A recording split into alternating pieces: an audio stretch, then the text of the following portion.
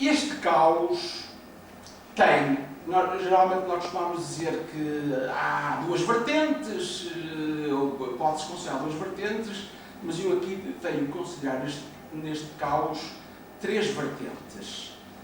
A última é aquela que é mais comum, que seria, ou melhor, é aquela que me interessa, ou que menos me interessa falar, é aquela que nos é mais comum, que é o caos no sentido grego. É essa que me interessa menos falar, e depois explicarei porquê. A primeira que vou falar, eu tenho aqui assim, eu não tenho memória nenhuma, porque consegui ter aqui nos apontamentos, aquela que eu vou falar é a do caos, porque aparece aqui, logo aparece aqui assim escrito, é a do caos carnal. Isto é, os dois livros tratam do problema da doença. E por conseguinte, a esta doença deu-se o nome de caos carnal. E esta doença trata de quê? De uma incomunicação entre a consciência e o corpo. Esta incomunicação entre o corpo e a consciência, esta confusão, esta impossibilidade de comunicação, tudo isto é para o eu de enunciação, ou se vocês quiserem, como antigamente se dizia para o poeta, como se fosse um caos. Este caos, por conseguinte, representa uma doença. Mas depois não há só isto, porque este caos poderia ser-nos dado do ponto de vista linguístico de uma maneira ilustrativa. Isto é, eu poderia, ou o autor que escreveu há 18 anos, por acaso fui eu, falar da doença de uma maneira ilustrativa, dizendo eu sofro, a mim dói, coisas que aparecem, mas não se trata só disso.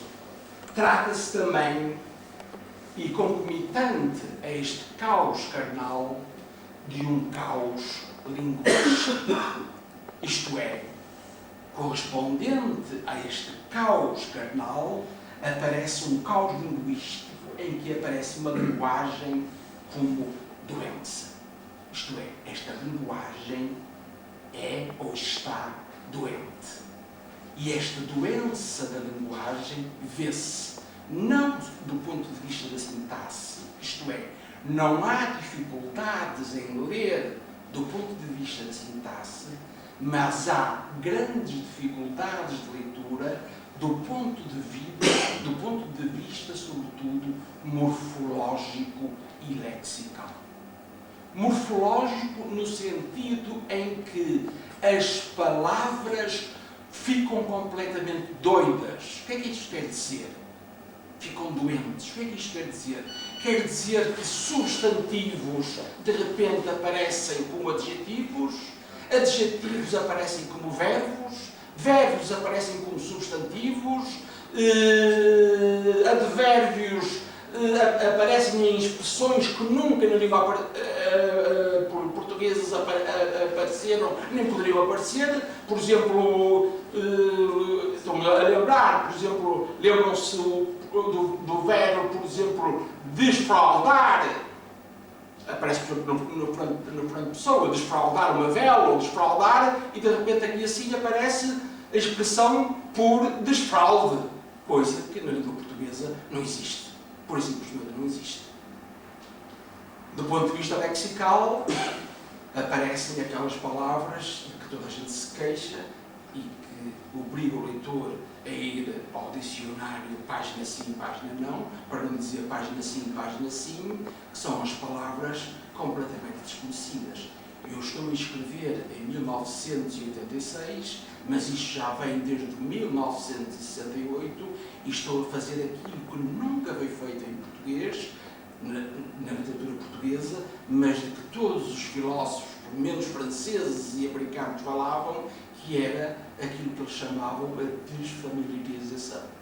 O que é que isso significa? A desfamiliarização significa que eu estou a transformar o leitor de uma língua materna, de uma língua em que o indivíduo pensa que a possui, porque diz isto é a minha língua, foi a minha mãe que me deu esta língua, e de repente o indivíduo diz assim, bolas, eu não reconheço esta língua, esta língua não é minha. Mas que raio de língua é esta? Não me diz que tenho que ir ao dicionário. Que eu tenho que ir ao dicionário para ver o francês, ou para ver o inglês, ou o alemão, ainda compreendo. Agora ter que ir ao dicionário para ver a minha língua.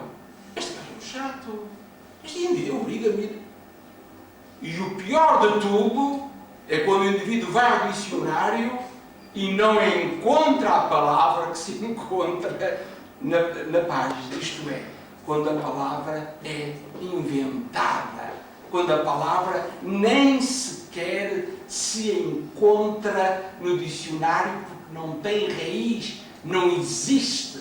Foi pura e simplesmente inventada pelo autor. É isso que os filósofos chamaram desfamiliarização. É claro que um tipo desta linguagem não agrada a ninguém. O que é que se pretende com isto? Pretende-se que o leitor que está a ler um indivíduo que sofre uma doença esteja a sofrer essa doença através da linguagem. Não sei se percebem o que eu estou a dizer. Não é que o leitor esteja a dizer, coitado, ele está a sofrer linguagem, mas em que ele não sofre a doença do indivíduo que escreve, mas, pelo contrário, em que o indivíduo que está a ler também está, como o indivíduo que está a escrever, que sofre aquela doença, de uma certa maneira, a sofrer, não a doença verdadeiramente, mas a sofrer aquela linguagem que, de certa maneira, corresponde à doença que o indivíduo sofre na realidade. É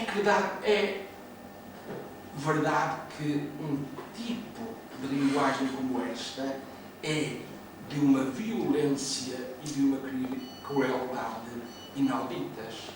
É por isso que eu estou aqui a apresentar este livro e eu digo-vos sinceramente e honestamente, nestas ocasiões nós apresentamos livros para as pessoas comprarem os livros, enfim, e eu digo honestamente, não comprem livros destes. Isto é, se as pessoas querem ler livros para adormecer ou lerem um ou dois poemas antes de adormecer e depois deitar-se e terem bons sonhos, por favor, não é com estes livros que vão ter esses bons sonhos, pelo contrário, as pessoas vão ficar todas incomodadíssimas porque o que eu vos vou apresentar ou que estes livros vai dar é justamente pesadelos. Quer dizer, não vai ser o indivíduo assim, agora, que bom, acabei de ler o Eugênio de Andrade, que bom, também, e cai para o lado e começa a dormir. Não. Quer dizer, o indivíduo é que acaba de ler um poema destes assim, isto é que chatice, que chatice, isto é de um indivíduo ficar feixo, nunca mais pego. Eu tenho colegas meus que dizem, eu já vou na página 13, assim, não chegas à 20.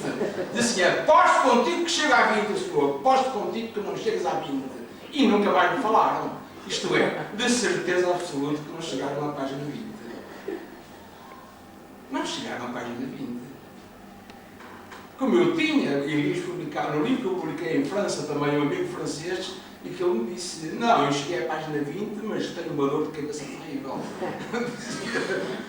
Dizia ele, eu cheguei à página 20, mas cheguei com uma dor de cabeça terrível. Assim, é para tu saberes o que é ser um exilado. Naquela altura não era por causa da doença, mas era para eu mostrar ao francês o que era ser um exilado. E então ele ficou a saber o que era ser um exilado com a dor de cabeça que o meu livro lhe deu. Porque uma coisa, isto é, chama-se isto livros performativos. Vocês percebem o que eu estou a dizer? Uma coisa são livros descritivos, em que descrevem as coisas, e outros são livros performativos, em que o indivíduo que está a ler, infelizmente, também vai ter que passar pela própria doença do indivíduo que está a falar, ou do indivíduo que está a descrever, ou que está a reviver, ou que está a viver aquilo que passa. Muito bem. Por conseguinte, penso ficou mais ou menos compreendido a doença da linguagem e a doença.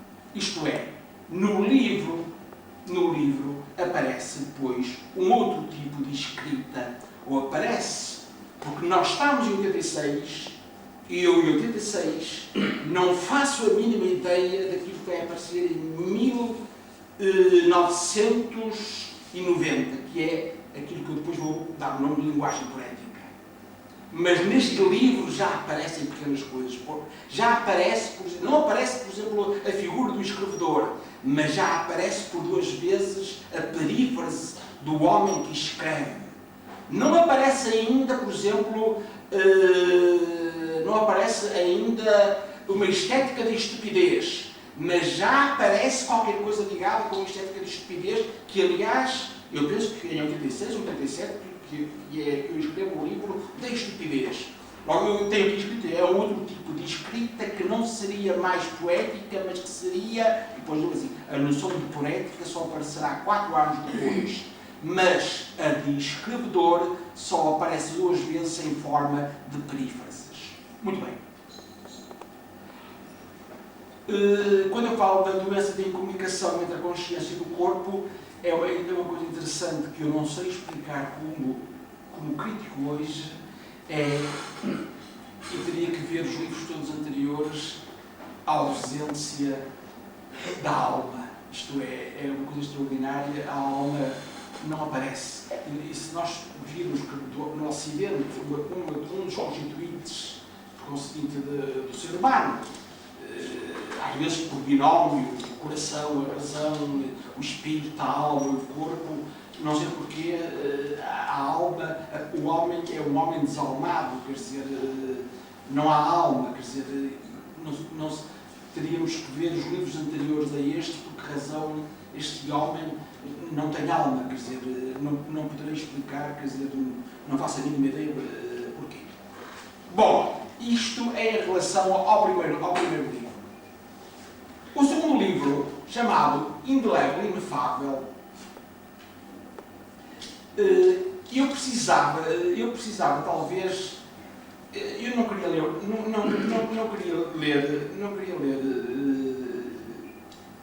poemas do livro, mas parece-me que é fundamental talvez ler o último poema deste livro Caos, porque todo o livro é um livro agónico, isto é, do grego, de ágano, quer dizer, de uma luta, quer dizer, alguém que quer viver, que quer mais do que viver, de que quer sobreviver, que não compreende e, por conseguinte, a violência e a crueldade é a violência e a crueldade de quem é vítima de uma doença, isto é, e nota-se perfeitamente isso que acontece a toda a gente, porque aquelas perguntas, mas porquê a mim? O que é que eu fiz? Que castigo é este? As perguntas normais de todas as pessoas que lhe acontecem. Como vocês sabem, eu estou a escrever isto em 86, mas na segunda metade dos anos 90, em França e nos Estados Unidos, o que mais estava na moda eram livros sobre doenças. Mas vendem-se assim aos milhões e aos milhares. Todas as pessoas que estão a morrer, os editores pedem para eles escrever sobre os últimos dias das suas vidas. Mas escreva lá, então, porque a morbidez das pessoas é tão grande, então é uma coisa por demais, quer dizer, porque vendem-se aos milhares, então, pronto, está na fase terminal, então está na fase terminal, escreva lá sobre os últimos 6 meses, então pronto, diários, hoje estou assim, hoje já não posso levantar, amanhã já não posso fazer xixi, e depois não sei o quê, porque venderam-se milhares de livros e vendem-se milhares de livros. Conseguinte, neste livro não trata disso, mas tem realmente as reações psicológicas em relação à doença. E que são as reações normais, porque é que me acontece a mim? Que mal fiz eu? Que castigo é este? Quer dizer, aquilo que acontece às pessoas. E existe realmente essa luta, mas porquê a mim? E nós vemos que no último poema desta fase existe, da parte do eu, um abandono total. Isto é, um abandono total, e eu quero vos ler porque na maior parte dos meus poemas eu não sou muito, como é que eu ia dizer, como é que eu ia dizer? Vê se eu me explico. Em relação à minha obra, eu fui sempre muito contemporâneo da minha, vou dizer uma tautologia, da minha contemporaneidade. Isto é,